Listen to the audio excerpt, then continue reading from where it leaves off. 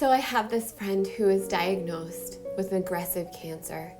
She's a bride, a mother, a great figure in the community. She saved a lot of lives herself. That's kind of the business that she's in, and she's kind of the glue that holds everybody together.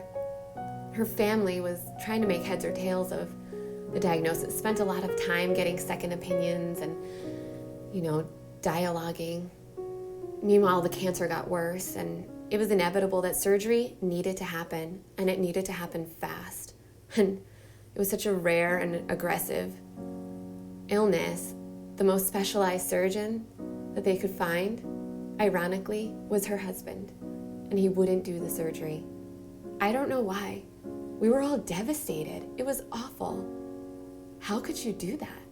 How can you not get in there and do the surgery? Your bride is dying before your eyes. I don't know if he was scared or something to do with his status at work. He justified it like it was so far gone. Really, it would be useless for him to go in and operate. Everybody else kind of was just dumbfounded. Didn't you take vows to lay down your life? Wouldn't it be worth it to try your hardest, even if it only meant giving her a few more months to live? She's your bride. I wish I could tell you how it ended. I don't know how it ended. I hope it ends the way it should end, because I'm the bride. We're all the bride. We, the laity, the church, are your spouse. Dear fathers, dear brothers, dear husbands of the church. We are begging you right now to act like husbands, to rise up under moral obligation, and to take your bride, who is battling a vicious, brutal disease that threatens death. Take her to the hospital. Would you not do everything in your power to try and save her? Even if it meant losing status or the opinions of others, or getting pushed off of boards, or being threatened with priest prison, would it be worth it? Maybe the real question is, are we worth dying for? The church, your bride, your spouse? Are we worth giving up some of those worldly comforts, some of your safety nets? When your head hit the marble at your ordination, you laid bare everything for your bride. You said, "Here I am. I'm laying down my life for you as a sheep led to the slaughter." You aren't conforming your life to this world, but you're called to be transformed by the renewal of your mind. I'm nobody. I have nothing to lose by saying this. I can't get fired from anything, except maybe doing the laundry, which would be awesome. No, but I am someone important. I'm a bride. I'm a wife. I'm a mother. And I can say to you, dear husbands of the church, your laity are horrified, as any mother would be, if their husbands stood idly by and let their children be attacked and starved, and their husbands didn't stand up and defend them. Just like Adam did in the garden, he stood there. As Eve was succumbing to evil, he was there. He did nothing. You are not as deficient as Adam. You have God in your hands every day. You have nothing to fear. So where are you? Husbands of the church, where are you? Look, if only 27% of Catholics believe in the true presence in the Holy Eucharist, that's a problem with the preaching.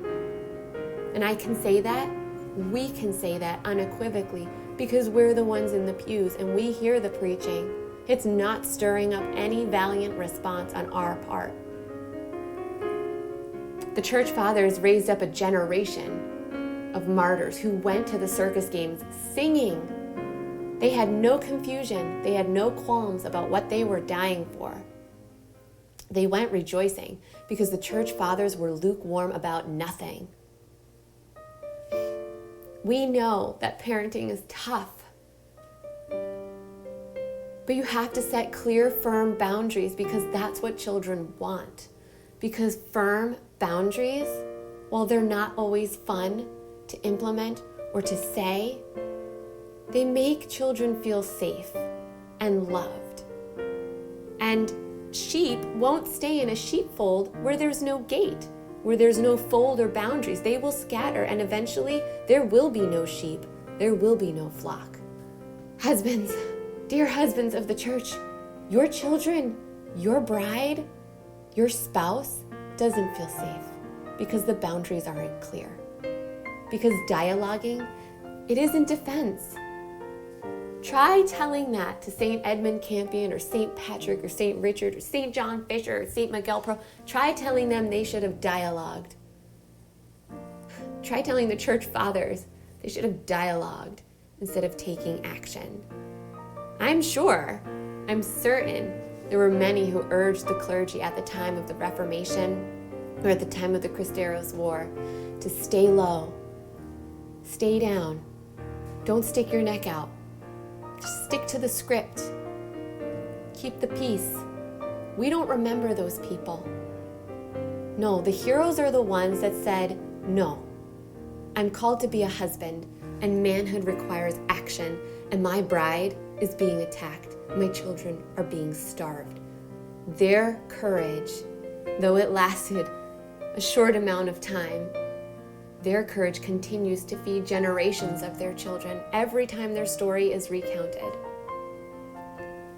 Praise God for priests like Father Altman and valiant bishops like Bishop Strickland.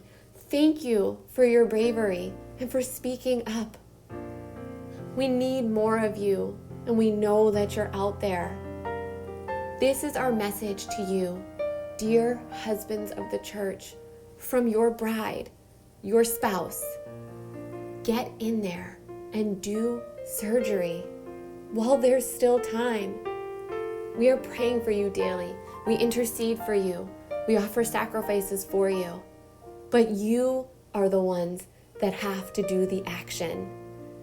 He's calling you to follow him up Calvary. Will you go with him? Or will you walk away like the rich man who couldn't bear to leave behind his worldly comforts, his sweet parish, his status, the opinion of his friends, who didn't want to be ostracized? You were called to priesthood for a reason. Are you asleep in Gethsemane? Or are you going to accompany him up Mount Calvary? The cross is not something to shy away from. The cross is harsh, and it's exactly what we need right now.